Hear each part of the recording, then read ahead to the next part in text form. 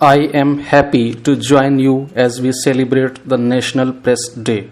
The Press Council of India was established on November 16, and this day is rightfully commemorated throughout the country.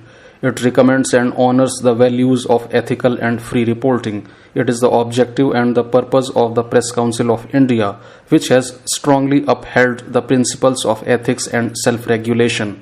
India is the world's largest democracy, and despite its imperfections, remains a good example of a functioning, vigorous, constitutional and democratic state structure. Like most other liberal democracies, our functioning is predicated on the separation of powers between the executive, the legislature, and the judiciary, and a significant role for the press and the media. The underlying principle of freedom of speech and expression within the four corners of the law defines our democratic identity. Both are guaranteed as a fundamental right by our Constitution. Freedom of the press and media is a logical corollary. The Press Council of India is a mechanism for the press to regulate itself. Its purpose of existence is rooted in the concept that in a democratic society, the press needs at once to be free and responsible. The press and media in India give vigorous expression to various perspectives on political, developmental, and social issues. The number of publications in numerous languages, the number of audio-visual channels, and the growing availability of information through social networks and digital communication add both to the complexity of the profession and the growing outreach to an increasingly larger number of readers, viewers, and netizens. Today we have over 90,000 registered publications and over 1,000 TV channels under both news and non-news categories. Doordarshan itself has 37 channels with over 250 FM radio stations and numerous internet websites. The press and media scene in India veers from reasoned debate, understated expression, and moderation in views to polemical overstatement, hysterical outpouring, and plain misinformation. When this happens in a number of languages over a wide geographical spread and virtually around the clock, it constitutes the din of democracy and often creates more confusion than intended. It nevertheless upholds the principle of free expression within the law and remains an essential part of a functioning democratic system. Apart from being the world's largest democracy, our demographic profile makes India perhaps the democracy which has the largest number of young people. Nearly 52% of India's population is below 35 years of age. It is estimated that in the next general elections due in 2019, there will be over 30% of the electorate who will be first-time voters and will seek to reflect their aspirations and anxieties at the hustings next year. They would need to understand the functioning of our democracy, the manner of its impact on their lives, and their responsibilities as citizens. At this moment, two questions come to my mind. Firstly, should the right to freedom of expression not carry with it the responsibility of ethical conduct, of reasoned persuasion, and a projection of values and priorities that strengthen our institutions?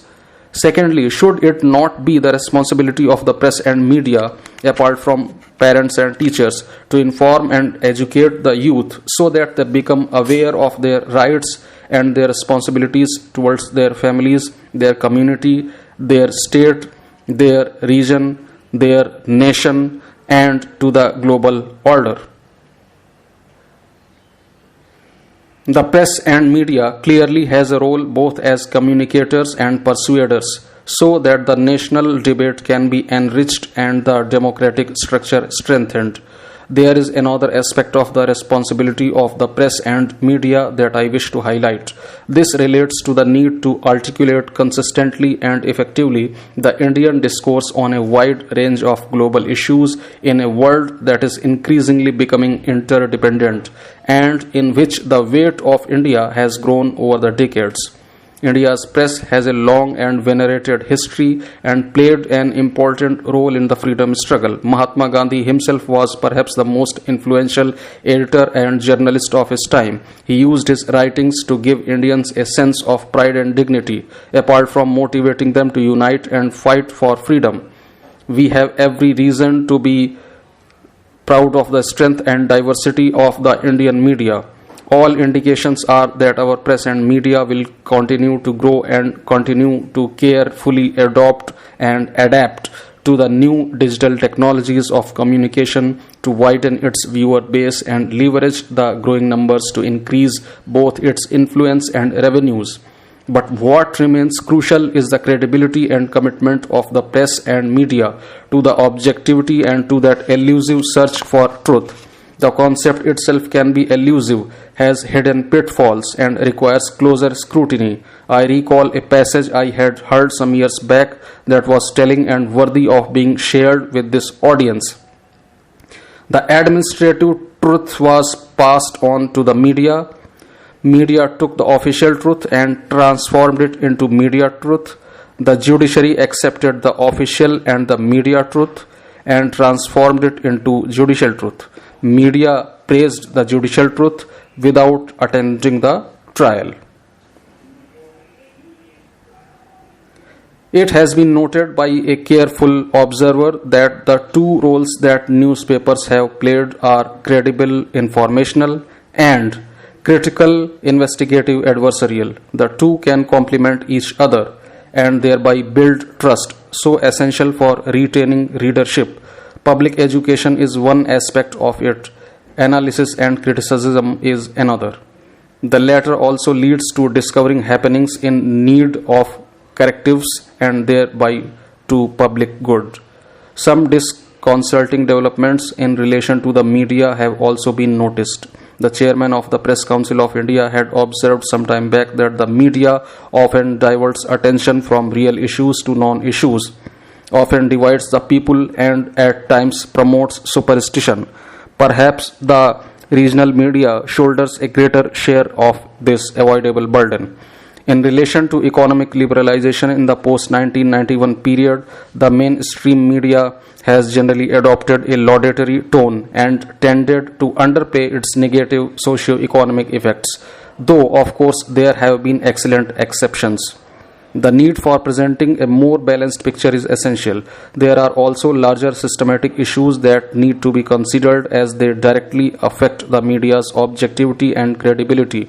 These relate to cross-media ownership, the phenomena of paid news, media ethics, and need for effective and viable self-regulatory mechanisms, the decreasing role of editors and their editorial freedom, and the need to improve the working condition of media personnel, including their safety and security. Each of these is the subject of vigorous ongoing debate. There is an imperative need to put in place the required correctives.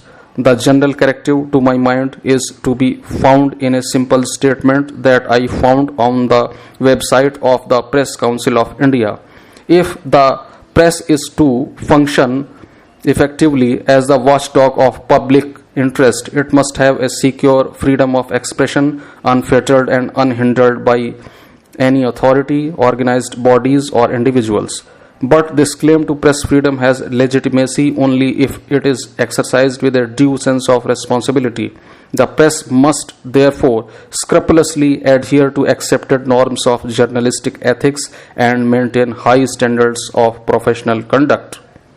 The focus is on the unavoidable need for journalistic ethics and professional conduct. Would this audience have serious disagreements on defining and implementing these terms in letter and spirit? If yes, how are these objectives to be attained? Talk of external correctives has entered the public discourse. A philosopher once said that freedom is the appreciation of necessity, in this case the appreciation of discipline, to attain the norms to which the media autonomously subscribes. In the 21st century, education is a critical tool for developing a modern economy, a just society, and a vibrant polity. It provides skills and competencies for economic well-being and social mobility. Education strengthens democracy by imparting to citizens the tools needed to fully participate in the governance process. It also acts as an integrative force in society, imparting values that foster social cohesion and national identity. A well-educated population equipped with the relevant knowledge, attitudes, and skills is essential for economic and social development in this century. It is estimated that developed economies and even China will face a shortage of about 40 million highly skilled workers by 2020, while India is likely to see some surplus of graduates in 2020.